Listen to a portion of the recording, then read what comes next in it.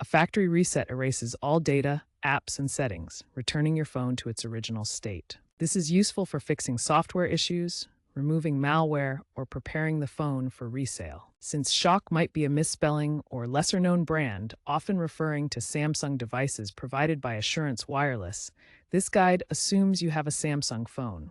Before proceeding, back up all important data like photos, contacts, and documents to Google Drive or Samsung Cloud. Note that any carrier-specific apps will need to be reactivated afterwards through the Assurance Wireless application. Begin with the software reset method. First, open the Settings app on your phone. Navigate to General Management in the Settings menu. Then select Reset and tap Factory Data Reset.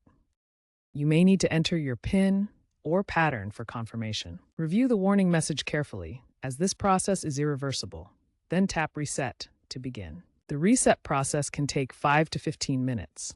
Your phone will reboot automatically. If your phone is unresponsive, try a hardware reset. Power off the device first. Press and hold volume up and power buttons simultaneously until the Samsung logo appears.